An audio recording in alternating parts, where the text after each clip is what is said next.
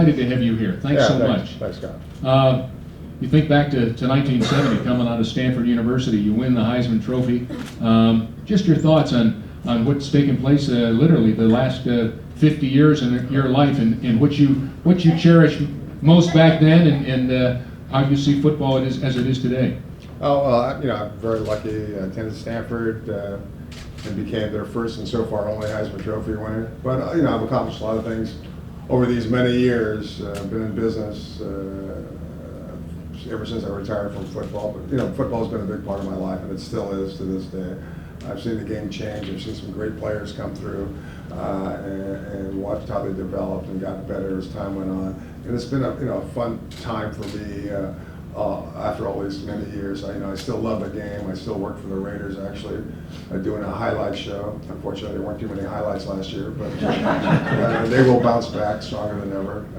And another year, we'll make the move to Las Vegas, and hopefully that portends to offer a lot of excitement and winning ways there. But they deserve their own stadium, and it's a shame they can't remain in Oakland, but Oakland just can't afford to build a new stadium for the Raiders, and they've found a team, a city that's eager, I should say, to embrace them and welcome them and build them a new stadium, which is all good. But I'm happy to be here in Fort Worth, receiving a Legends, or as I like to say, an older person's award, and to see these fine people on my left and my right, and the things they've accomplished at such a young age. And as I said, they've got a lot to look forward to, and I'm sure I'm going to hear more about both of them.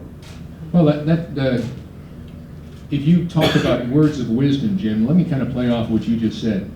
You've got Hannah over here on your right. You just heard what she had to say. And I trust you saw Kyler play this year in Oklahoma. Heisman Trophy winner in 2018, Heisman winner in 1970. What words of wisdom, as he gets ready to be a part of the NFL draft in April, what words of wisdom might you share with Kyler about what lies ahead? Well, it's going to be an exciting time for him. There's no doubt about it. But football's all about preparation. Every time you step on the field, be prepared. Each and every practice session, and that'll get you prepared for the game. But every time you step on the field, practice, and when you step off, you're a little bit better than when you first stepped on. So practice is important. Paying attention is important. Getting better each and every day is important. Don't look ahead too far, or don't look at your last game. If you threw an interception, just look forward and always keep a smile on your face, and know that you're in each and every game prepared to take on whatever they throw at you. Great advice. Jim Plunkett, our Legends recipient this year. Thanks so much for being here, Jim. Sure. And last but not least, Kyler Murray out of OU, but of course born just down the road in good old Bedford, Texas, and then played his football at Allen. Never lost a game in high school. How'd you like to go 42-0 in 3 years at high school? That's pretty good stuff. And then, of course, went on to Texas A&M. That's where your dad played quarterback back in the early 80s. And, of course, your uncle, also quite an athlete, was a baseball player, played at UT, and then went on to play with the Chicago Cubs and the Texas Rangers. He coached with Giants as well. Pardon me? And the San Francisco Giants. That's right. Exactly right. Exactly right. Well, congratulations to you. We're delighted. I trust you've seen some of the fellas that have been here prior to you. It's a pretty good club that you're about to be a part of. Definitely. Thank you. Thank you for having me. Let's go back to the very fact that you were in Allen High School all those years ago, not that long ago, about 4 years ago, and I think that, and I remember watching you in high school and thinking to myself, oh man, this young man might have quite a career in the collegiate ranks.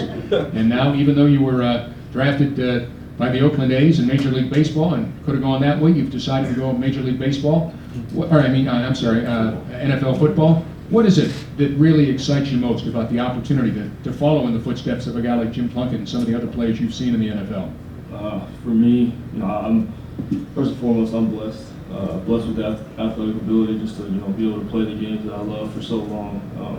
Be able to play at a high, Division I program like Oklahoma, playing baseball and football there. I was blessed to be around great coaches, great teammates, and I can't thank them enough for situations that they put me through and allowed me to face. But for me, I'm most excited just about I grew up loving the game of football. That was my passion. Always my dad played football, my uncles played football. Always had football in my hands. So for me, I'm ready to go. I mean, I hope I can, keep making my family proud, keep making Oklahoma proud. Obviously, Texas, great state of Texas, but I'm just excited to, finally reach my goals to be in the NFL. When did you first learn about who Davey O'Brien was and all that he represented? You think back in time, this is a special year because it was 80 years ago this year that Davey O'Brien became the 4th Heisman Trophy winner and led TCU to a national championship. I found out about Davey O'Brien playing Xbox when I was a kid. And, back when we actually had the college football game, always seeing his name, the Heisman, all the great positional trophies that you received for being great at your position. So that's when I was probably 5 or 6 years old. All right. Did you have a hero as a kid growing up in the NFL? Lots of heroes, huh? Yeah, lots. I mean, there are tons of guys. I have so many jerseys in my closet. I can't really name one.